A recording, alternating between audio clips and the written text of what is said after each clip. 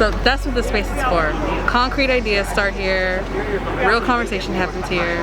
People leave enlightened. I haven't seen anybody leave pissed off yet, so that's a good thing. I think this may call for a more serious mindset on what we're here for.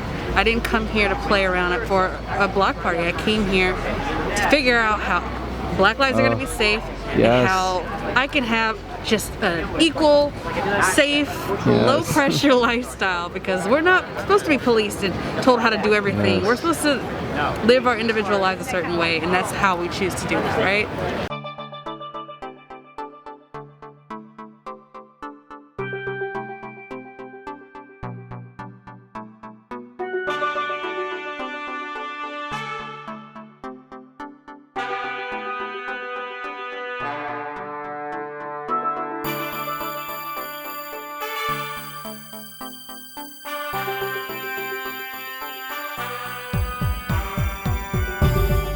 This is it.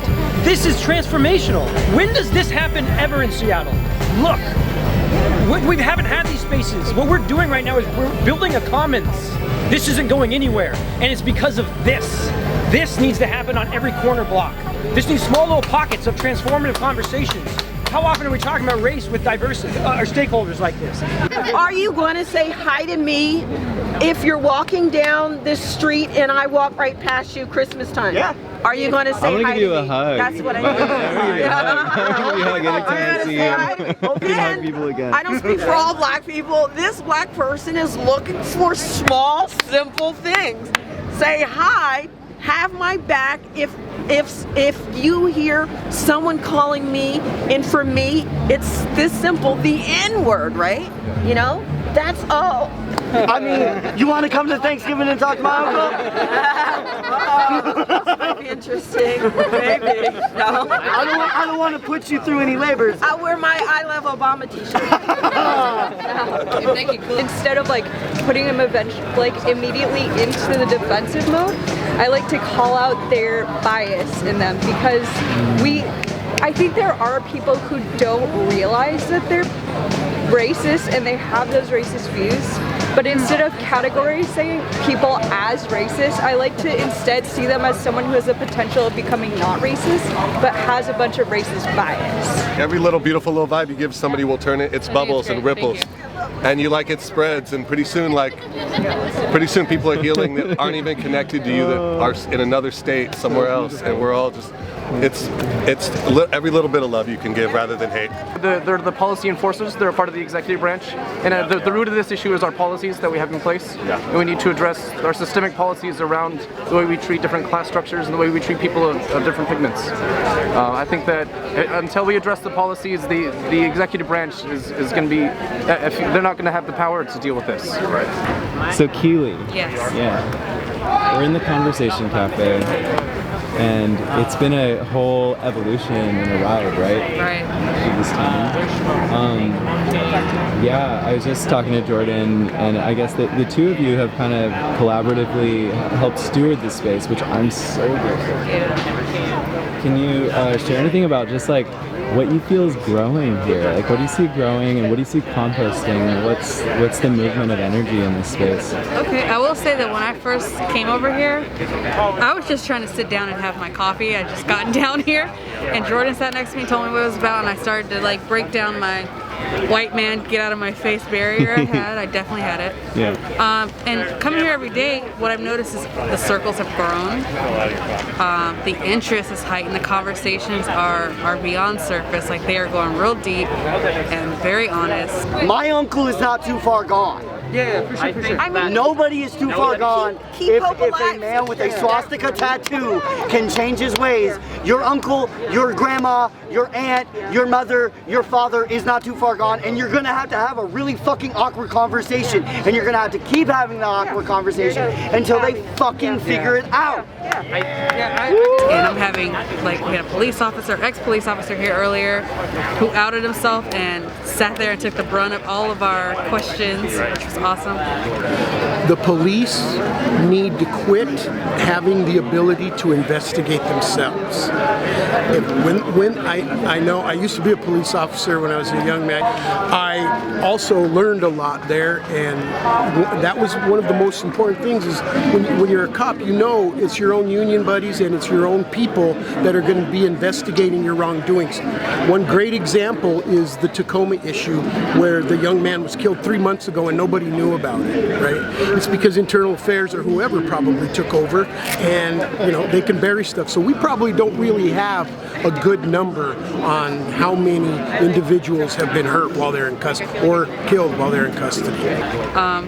We're not just delving into Black lives because that is why we are here, but this is a bigger thing. The people want change, we want people to trust that we can live our lives the way we want to, and that should be okay. We don't need a gun in our face, Yeah.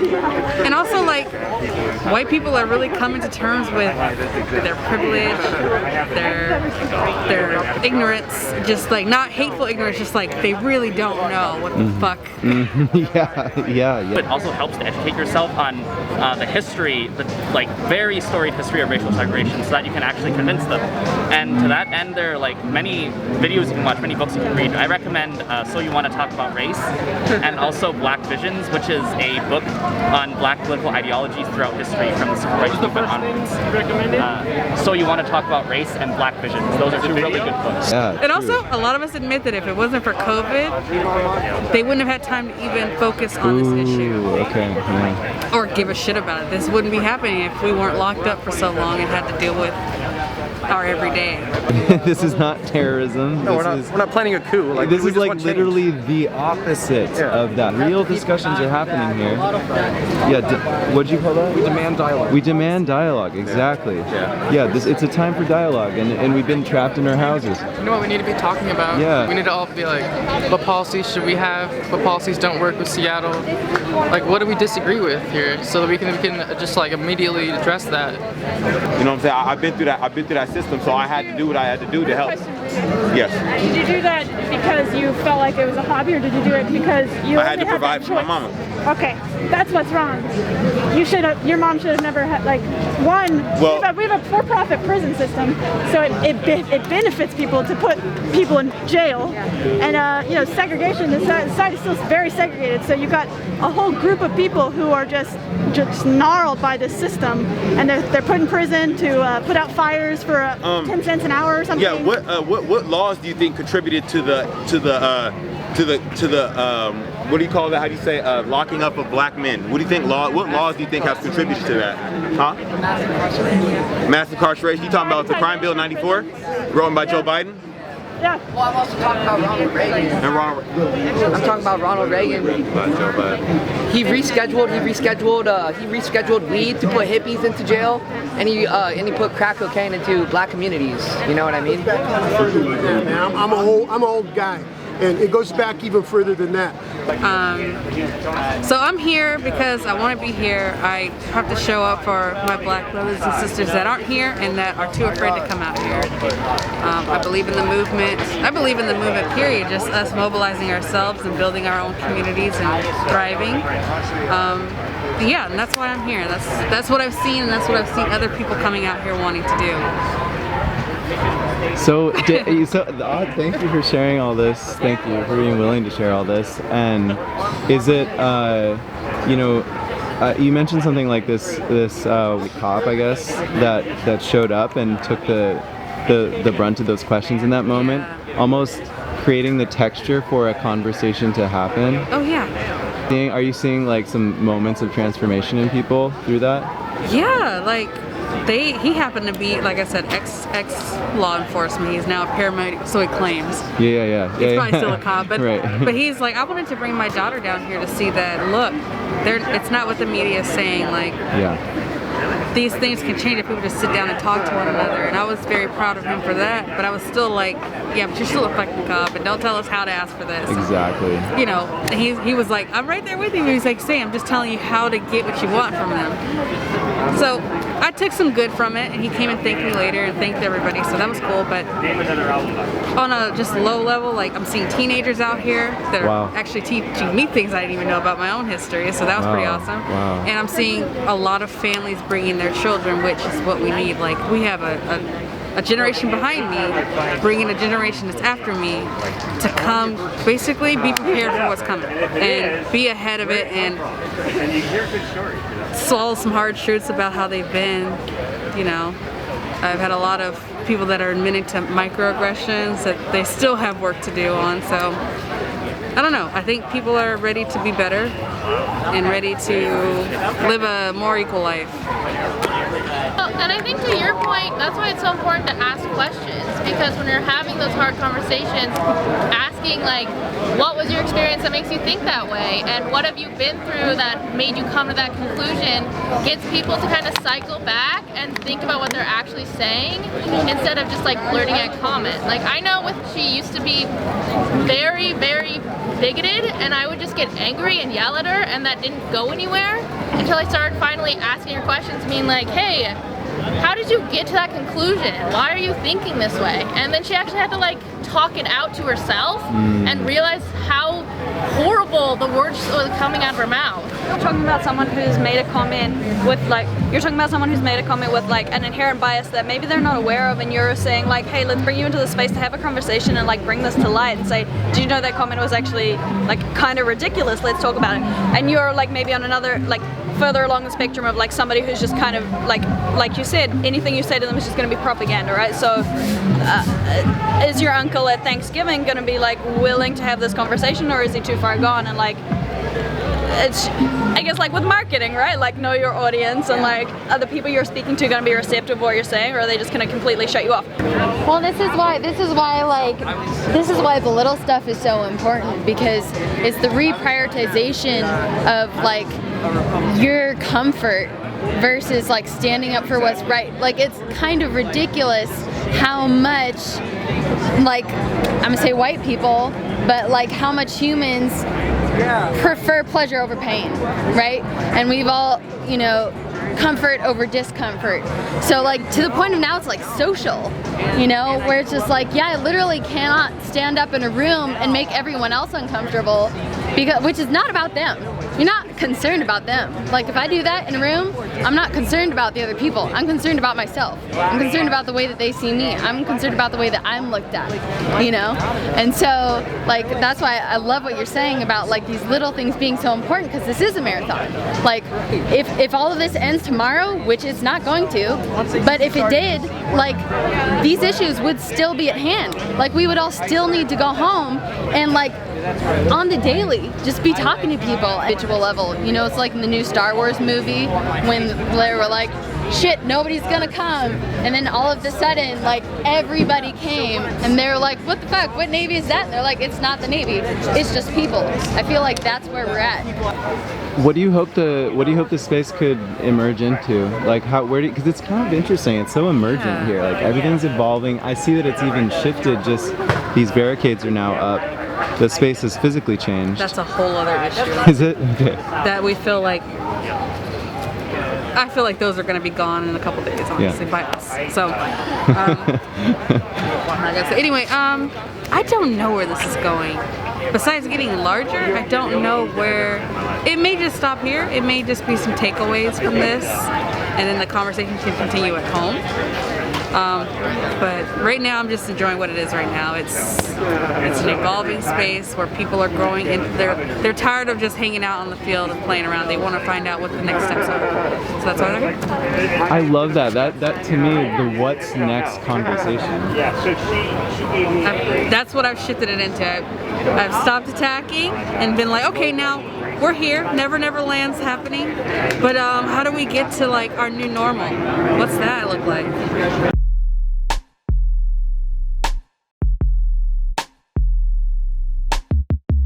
It's not this. I mean, this is cute, but this is not reality. Like, it's just not like a couch in the middle of the street. That's not gonna be the new normal. I hope it kind of. I mean, could we have couches in the streets? I like couches on like a porch, and I'll sit out there, but I don't know if we can maintain those. Isn't it amazing though that like? I mean, wait, hang on though, right? I'm listening. Okay, no, me too. I want to stay in a listening position with this, but also, like, how, it's amazing that couches exist. There's chairs all over the city. There's parks all over the city, but why is conversation happening here? It's like people need the invitation. Yeah. Like, what are you seeing with that? Like, just the power of the invitation, I guess. I think people are kind of like shocked. They're like, I can come sit down right here on the road, like, and then they just start talking even though they don't realize, even if they just came to sit because they're tired. You're right. Maybe there is something inviting about a couch in the street that goes, hey, it's not just a couch. It's like it's a space for people to connect. Right. That the theme of connection and talking about real issues is what this space is for. Right. It's not awkward to bring it up. Right. I will say that over here I've had real serious, impactful conversations. Even if we're laughing, like there's a point to what we're talking about. Right. When I go to the field, people are playing with their dog, and they're getting free snacks. So I think this may call for a more serious mindset on what we're here for. I didn't come here to play around for a block party. I came here to figure out how Black lives are going to be safe, and how I can have just an equal, safe, low-pressure lifestyle, because we're not supposed to be policed and told how to do everything. We're supposed to live our individual lives a certain way, and that's how we choose to do it, right? So that's what this space is for. Concrete ideas start here, real conversation happens here, people leave enlightened. I haven't seen anybody leave pissed off yet, so that's a good thing. Nobody's leaving angry. You've never seen? Not yet. Because there's a lot of people that have come through here. I personally have not seen a fight and people just left. People are talking like adults. That's so beautiful to hear. I was actually really curious about that. Yeah. Like if there's been problems that have come up, but basically there's a respectful energy here. Yeah. Even if it gets a little tense, it's always roped back into the point while we're here. We're not here to fight. We're here to come to some compromise and resolution here. And everybody that steps in here seems to automatically know that. Oh, this is so it, like to me. I mean, personally. I mean, this is like. That's why I come back every day at risk of who knows what. Yeah. It's such a great model, and it makes me think, like, when you speak about the field and where you're right, there's an energetic difference. I feel it right away when I'm out there. It's not, there's kind of circles, and there may be important conversations happening in individual circles. Right. There's also more like, it seems like more festival energy. It's a day at the park. It's a day at the park. And over here it's like, okay, so what are we doing here? What are we gonna do next? What are we gonna do? Yeah, this is the think tank. This is the commons. Like, this really awesome brother Carlos the other night shared about how really healthy societies had commons. These spaces where basically the theme of, if you're gonna go, you're gonna have a conversation about philosophy, about politics, about something like about doing something to improve the nature of your world. And so that's what makes this so special.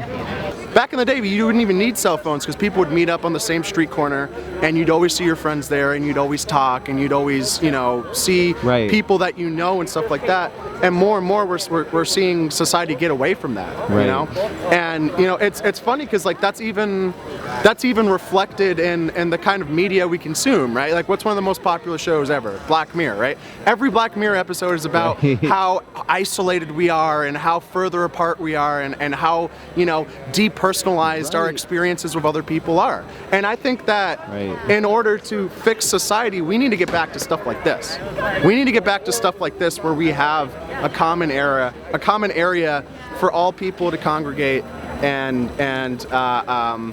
be with each other and exchange ideas, and be around people of all different races, and be around people you don't know and just have a conversation. Like, I think this is really, really important.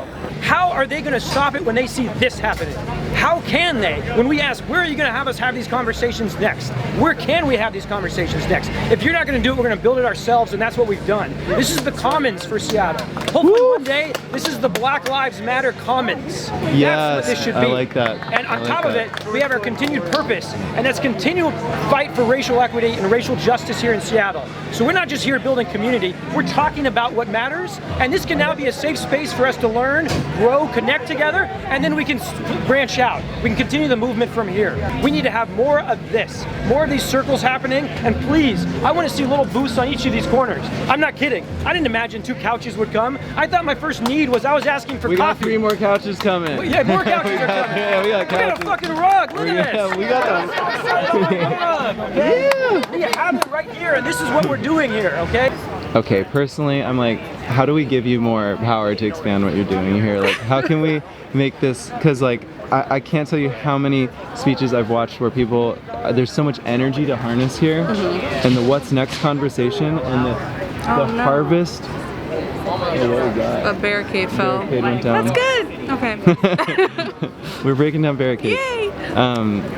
So like, taking what is harvested from these conversations and bringing it before a council of elders here, or bringing it to the next level where now action can be taken, or people can say, oh, we have initiatives now that are going to be in service to these ideas. We're going to have to vote on it in November. Do you want a text message? Are you going to sign up right now to get that? Yeah, like, I'm wondering, it'd be awesome for you. I would personally love to just sit and listen to your ideas on how to take this energy here, expand on it, and create actionable movement from all this beautiful energy. I'm down for that, because my idea so far most immediately would be, we have our talk at 4. They do their circle thing on the field at like 6:30, and they ask, hey, any ideas? I'm going to test them today and see if they really want to hear our ideas, and I'm going to be like, hey, over here we're talking about action plans, and see if, honestly, they're self-imposed leaders. I don't exactly know who they are, so I need to figure that out. But if I can get their ear, maybe they can incorporate or partner with us so we can get some real action happening, because I'm tired of having meetings. Your soapbox things are cute and I'm on board with you, but let's get some shit done. Yes. I love sitting on a couch in the sunshine, but let's get some shit done. Yes. Right? I love free stuff. Don't get me wrong. But let's get shit done. Let's all be happy. We all want to be happy. Like, that's obvious. We just want to chill, have a good life. Some of us want to smoke weed and drink. That's cool. That's not my thing. But let's get shit done. Just agree, resonate with what you're saying, sister. Thank you. And how, if people want to, what do you need here? What would help you? What would make your life easier so that you can be empowered to do what you do here more or better, or anything that you need? Honestly, I've just been like having faith that when they do leave the conversation circles, they are taking these conversations home and passing that message around here. I don't know. I mean, I'm open to ideas on how to really send these messages across, and maybe, like you said, start some type of messaging, like something digital. We need to go digital. Maybe we need to go digital with this thing. Yeah, just to be. And this right here, I haven't done one of these directly, so this may be enough to attract that amazes me, because I've been kind of weary of it, but then I was like, I'm out here. I'm not afraid to be seen. Yeah, I kind of crossed that threshold too. People were kind of warning me about that, but you know, what am I doing? Telling you the truth? Like, I want a better life. I'm a black woman. I've been 36 years young, right? Yeah, I'm tired of being afraid of dumb stuff like, did I use my signal? Why is that cop riding so close to me? Or, you know, do these white people hate black people? Like, I just want to live my life. I have a lot to offer. Come on. I want you to live your life. Thank you. We want you to live your life. So, yeah, let's go digital with this. I'm down. Like, there could even be a space where people that are, I'm okay with, like, let's say there's people that we're okay with, like, hey, come here, push this button, and the video will go until you push the button off and share what you got Like out little of this conversation. confessionals. Yes, exactly. That's a great idea. It's just set a little kiosk up, you know? Yeah, and it's totally up to you if you want to be on camera or not. Yeah, it's completely like not mandatory. That's a great an idea. optional thing, but then, and tag it with this hashtag. You know, you can see it here. They'll just auto post to this thing. Yes, I'm with you. You like that? This is a beautiful okay, idea. I like the fact that we have our own hashtag too. Why not? Let's do it. Yeah, no, this is emergent. I'm just thinking this because we're This talking. is But dope. yeah. Yes, I'm down. Let's do it. Let's do it this week. Okay, cool. All right. Well, we are on a mission to decolonize ourselves in Seattle through one relationship building conversation at a time. Everyone is welcome. Everyone belongs here. Everyone belongs in the future we're creating for Seattle. Our circle agreements, and we've evolved these or whatever. But anyway, and that'll change as well. So once you join, and so you have this option to create your own little profile. So I'm just going to show you just straight what it looks like. you can connect via existing platforms. So this is what it looks like. And so it's our own community platform. You can come in and you can see different members. Yes. You can have our home where you can share different content, different ideas, and different. So I had just posted this podcast, which I wanted to recommend people to listen to. We also have different topics. So we have topics that we can organize. Our different decolonization, anti-racism library. We have articles, podcasts. We have community introductions. People introduce themselves on this. We can actually have different events, and all of us can create different events. So certain times we have different speakers here or things like that. We post these on here, and also we can host online events. So we could do like Zoom gatherings, so we can bring people together. And then the most beautiful part though is we create circles. So we create affinity groups. Yes, this is it. Well, how can people reach out to you if they want to help you with things? Do you want people to reach out to you? Or would you rather people just kind of come in person, or best way to, I've been kind of scared, weary about social media, but if you want to find me on Instagram, I'm the Black Keely, Keely. It's a pair of feet with a black fish, can't miss it. Okay. If not, I'm always here until I can't be here anymore. Oh my God, so much respect for you, sisters. So much respect. You have the warmest energy too. I'm so glad you're holding this space. I appreciate that. Thank you. Thank you. Well, blessings. This is Keely, and she freaking rocks. And this place is magic. This is the Conversation Cafe in the Capitol Hill Occupy protest. So you can find it here, right at the corner. This is the corner of 11th and Pine. So this is where you sit down and just have a conversation. And is there a good sign I can go to just kind of show, for those that don't know, kind of like... Jordan, is there a good sign for him to capture? Just to kind of, for people seeing this for the first time, this is Jordan. Are you okay with being like that? Okay. But yeah, what's the question? Just what the sort of if people come in here for the first time to engage, what are the sort of agreements, or I was gonna maybe just look at a couple signs that I think the main goal right now with the space is really providing an opportunity to really recenter all the conversation and everything back to why we're here. And that's to dismantle racism in Seattle, decolonize our city, and build a future where everyone feels like they belong. And so the 3 rules that we have, our agreements at least, we always listen curiously and compassionately. We take responsibility and share space equitably. And lastly, we center conversations on decolonization. So those are our circle agreements. And as you can see, I don't know if there's a pan over here, but maybe not show it, but right now we've got, it looks like about 2 to 3 different generations.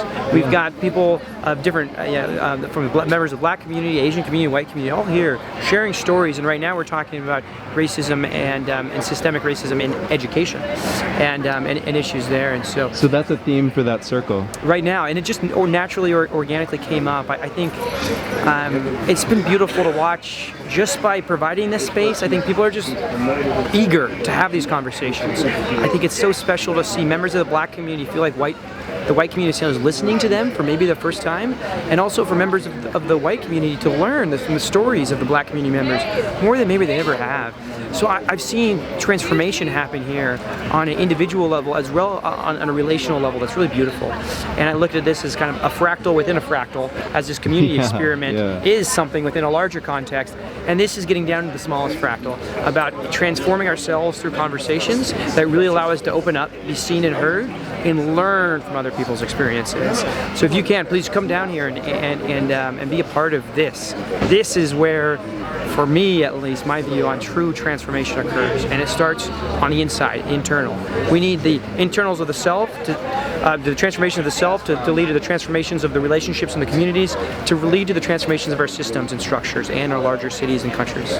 So. Right, on board. We were just actually talking, Keely and I, and let's go back and join her. Yeah. So I think one of the cool thoughts, and I wanna also just respect the time and energy of you both, but like taking the ideas, like the harvest of the ideas here, bringing them out into the field or whatever, and creating sort of different affinity groups. Yes. Because I love that it's starting to form, like you said, like organically into these affinity groups where different focuses, like education or food or what have you, police accountability, there's a number of things. Then we can this is a space where mastermind discussion is kind of happening, these like think tanks. So I'm ready for it very soon. Like since you and I were here the very first day, yeah, we just allowed everything to emerge slowly, and that's the beauty of true community and adaptive leadership in a way that just lets the momentum and things come up as they come up, and much more relational. I try to throw out every vision idea I have, but now I've built we have a community website ready to go. Cool. And we're ready to transition there, where on this website we can organize the different circles and have circles where we can share events and upcoming opportunities, and we can host things, talk about times to come here, as well as have conversation starters and share content, things like that. And so I'm just waiting for the perfect moment where we're gonna be like, okay, here's this for you, and we're getting there. And it's just, who knows where this goes? It's just one day at a time.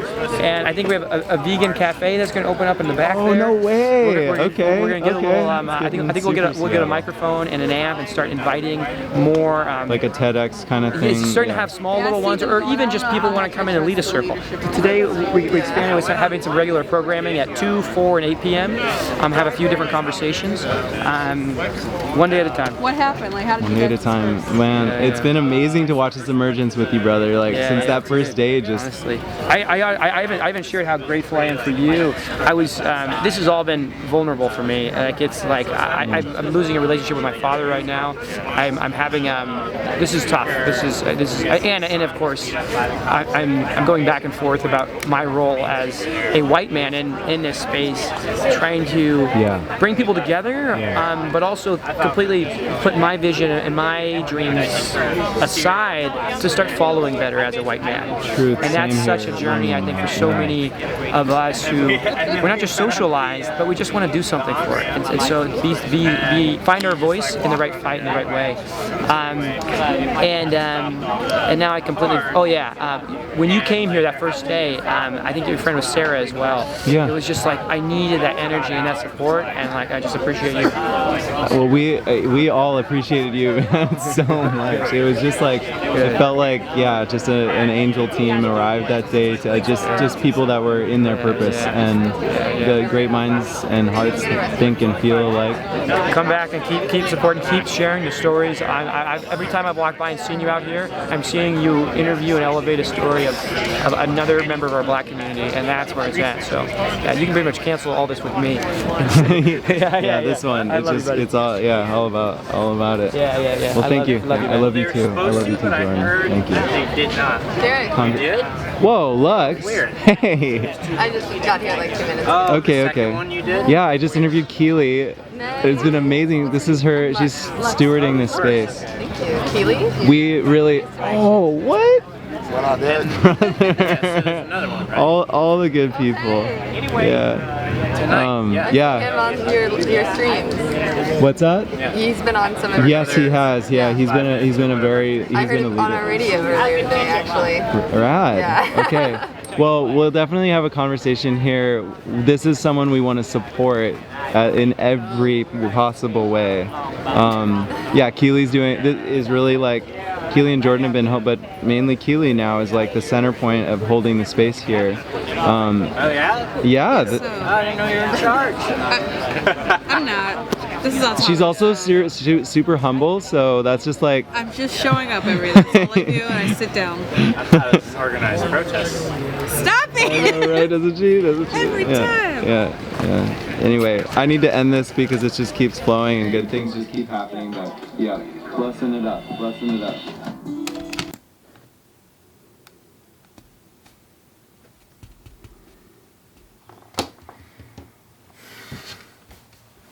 Okay, so my intention with these videos is to highlight the voices of Black, Indigenous, and people of color. So I'm going to make this as brief as I can because it's not about my voice, it's really about theirs. But I'm just so struck by this conversation cafe, the Decolonization Conversations. This is probably one of the most incredible moments I've ever witnessed in Seattle again and again and again. Every time I come to this conversation cafe, and it's grown from that first day from 1 or 2 circles to about 7, 8 circles, just going all day long. And also my conversation with Carlos, which I hope you saw. We need to get back to stuff like this where we have a common area for all people to congregate and be with each other and exchange ideas. On the street that one night, I put a little clip of it here. Check out the full clip. It's also on my page. But the return of the commons as a discussion place, that it's so important in America right now. It's hitting me so hard as I think about this protest and the core of what we're trying to do here, actually do here. I see the blueprint of what's happening here, and I can't help but think, what would it be like if this were adopted as a blueprint all over America, all over our parks, all over our corners, maybe even the back of buses, spaces that are designated for conversation about how we fix our broken systems. Because at the end of the day, what I learned is that the reason CHOP, or CHAZ as it was formerly known, is here, the reason there's so much energy in that space is because it's been pent up. Black and Indigenous and people of color have been under systemic racist pressure for many, many years. And furthermore, as the space competes for its focus with things like, rumors of Antifa or different groups, just people with lots of perspective, because we're people. They're just, the people of Seattle have many different pent-up needs when it comes to a space that's suddenly free, where speech is free. What it all points to is the need for these commons. So I hope I just share that, I feel compelled to share that I'm really excited because this is showing what it looks like for people of many different backgrounds to come together in a physical space. I know we have tons of online spaces for discussion, but it's different. It's different, like, several people said in this video, when you look someone in the eye, a Trump person and a Republican and a Democrat, a black person and a white person, any variation of human dynamic is what I really mean, is that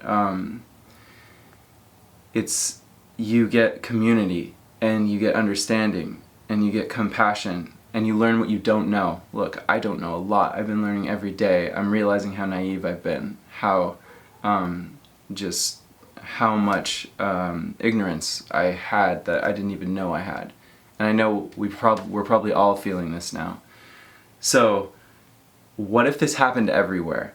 And what if on top of that we digitize the results of these discussions? It's like there needs to go hand in hand. We live in a digital world now where we can decentralize so many things. We can, I'm just really excited that what if at the CHOP we started to have these discussions and figure out solutions to some of the core issues and problems that we know are facing the city.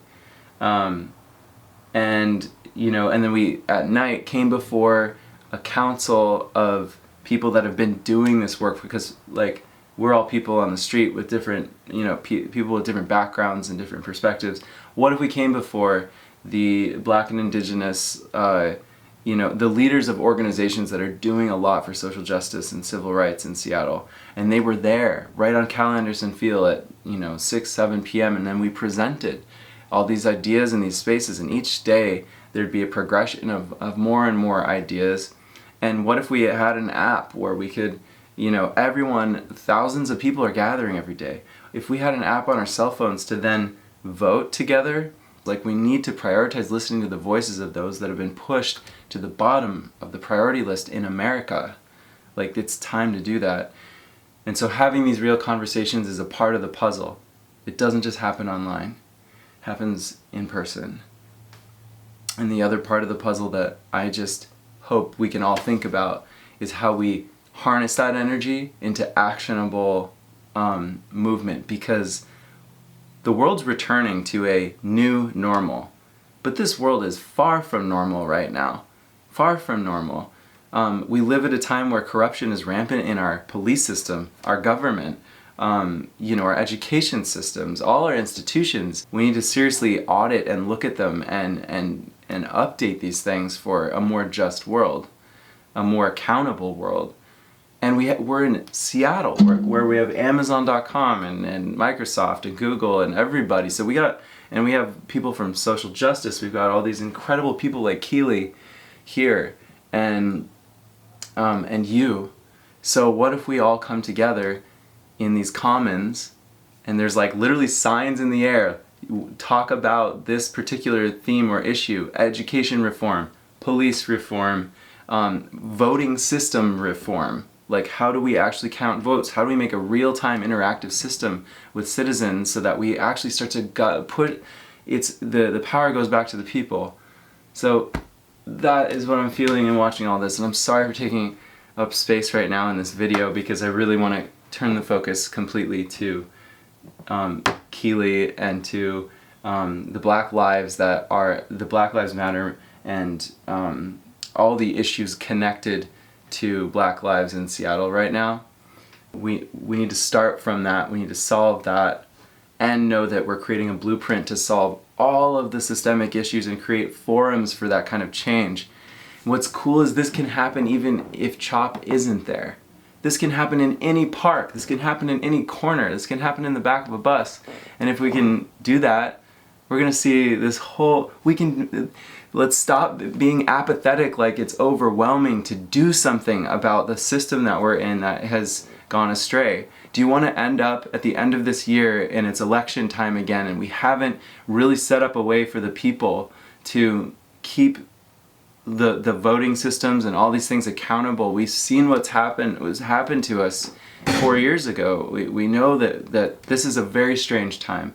So it calls for us as the people to develop systems of accountability and fail-safes and measures. You know, we can use blockchain technology, we can use just good old-fashioned human interaction. Anyway, I'm talking way too much, but there's so much to say. I'll share more in future videos, but this got me so stoked. This got me so excited, and I hope you come and visit the conversation, the Decolonization Conversation Cafe, and I hope you're enjoying these videos. Please share any input that you have for me. I really want to come at this from a place of respect to the community that's there. This is first and foremost about lifting them, and that's where my heart is, and I hope you know that. All my love. Brother Darrick, Lionijah, Morrison, bless you. Godspeed. Black Lives Matter. Black lives are magic.